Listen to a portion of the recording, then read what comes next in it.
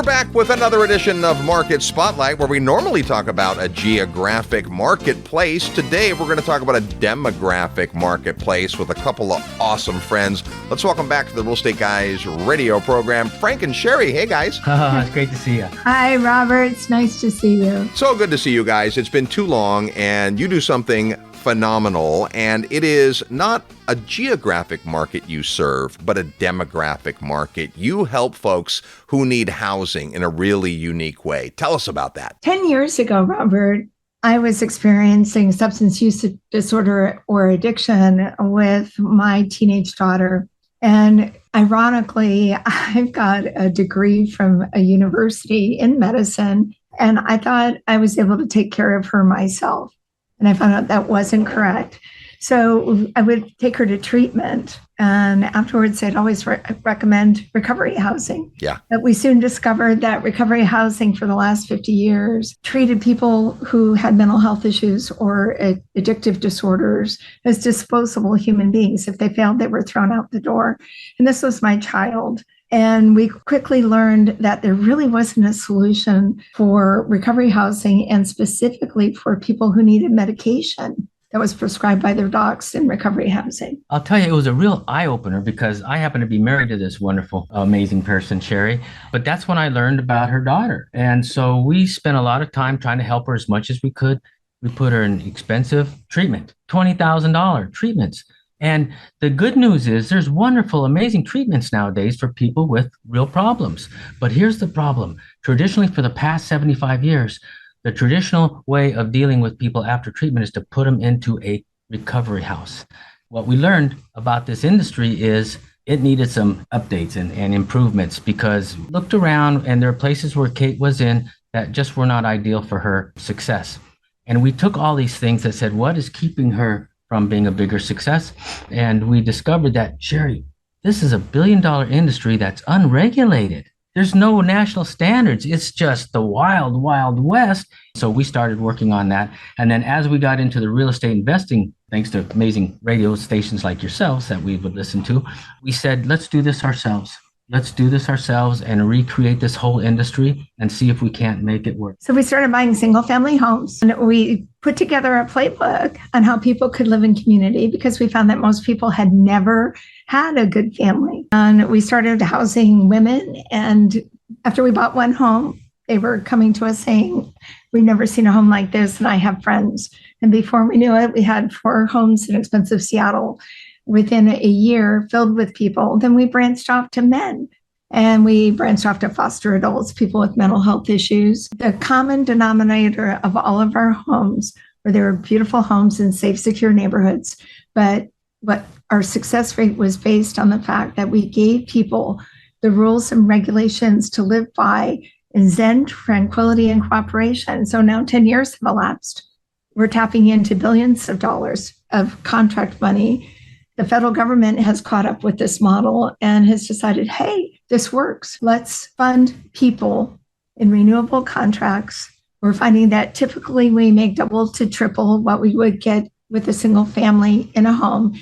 And on top of that, the Fair Housing Law protects us, and we're never stuck with, unruly tenants or eviction laws. But it wouldn't even matter, because when you offer people a place where they can be safe, a safe place to put their head, and care and compassion, what we found is that they get well, they move on, they get next up housing, they reunite with their families. What we discovered is this is a classic example of the public sector working well with the private sector. And it turned out to be very profitable for us. That's not what we were going for. We just wanted to serve people and make their lives better.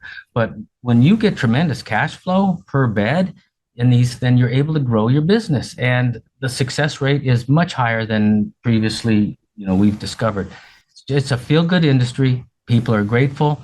They get their children back. They get their family back. And we're able to grow a real estate business. And we branched off last year into working with disabled adults, specifically disabled vets. Bought a home right near the VA hospital.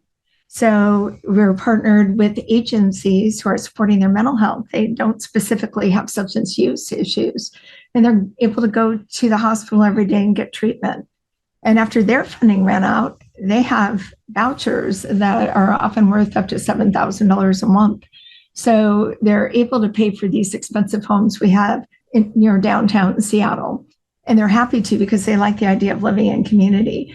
Right now, we're housing 60 people in Seattle, but I think the feel-good story for us is over the last 10 years, we've been educating people on how we do what we do. And we have a website where our students, people that we personally trained, are listing their homes and the model that we have trained them to do. And we're developing a national directory so anybody looking for housing in any state can go to a Kate's House Foundation model home and know they'll be cared for appropriately with kindness, compassion, and our students will get paid because they are now accredited housing. Well, there's a big part of this story which has to do with this tremendous need, and you cracked the code because of your personal family situation, and you wanted the best for your daughter, and we'll talk more about that when we have you back on the program, but she's doing great and excited about that. But it's because of the systems to create the successes. First time we met, you were sharing with us that the traditional system only really affected positively a very small percentage of people, and many ended up back in their same addictions or problems or challenges.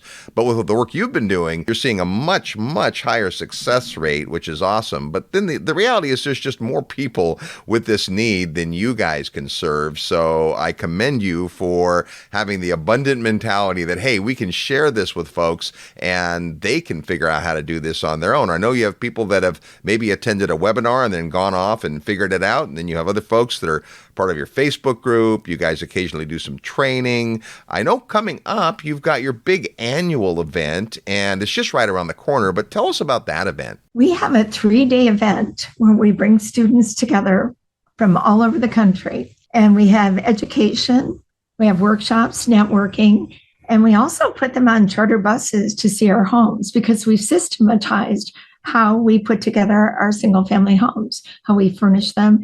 And I think most of all, so they get a chance to meet our clients, because our clients are from every age, from 18 to 75. We have people who served in Vietnam who we're housing, as well as foster adults. And they're a big part of the event too, because what we're trying to do is demystify the people that we normally don't rub shoulders with.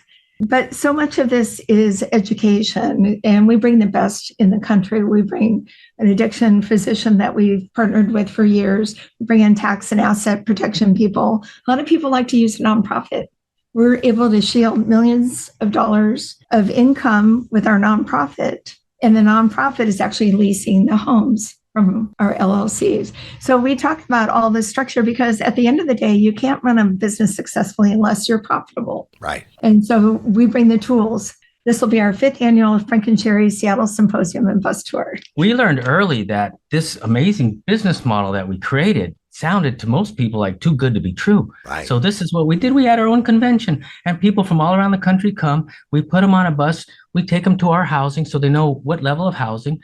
They realize that people who stubbed their toe and did some things not so well, mistakes were made, but those debts were paid. We want them to get their families back. But here's the deal.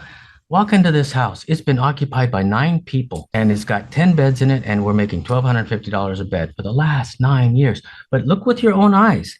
It's a beautiful house. It's well maintained. This house is occupied by grateful people who are grateful to be here, right?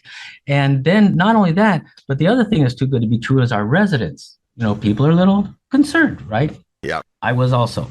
But it turns out I admire these people. So you meet them, you shake their hand, you hear their story, and they're happy to be in this house where they can get their life back together. So it's maybe the happiest convention you'll ever go to in your life because it's full of optimism and gives people real purpose in their life. All right. Well, the event happens September 13th, 14th, and 15th. And if you want the details to that, or even if you're not available during those dates, but you're interested in this whole shared housing opportunity and the fact that you could get paid up to $1,250 per bed, not per house, then you want to get a hold of Frank and Sherri's great report. They put a report together on profitable shared housing solutions. So to get that report and to be invited to the event coming up, all you have to do is send an email to sharedhousing@realestateguysradio.com. That's sharedhousing@realestateguysradio.com. Frank and Sherri, we will get you back on the show so we can hear more about your success and the lives you're changing. But it's been great catching up with you guys. You too, Great to Robert. see you, Robert. Thank you. Thanks.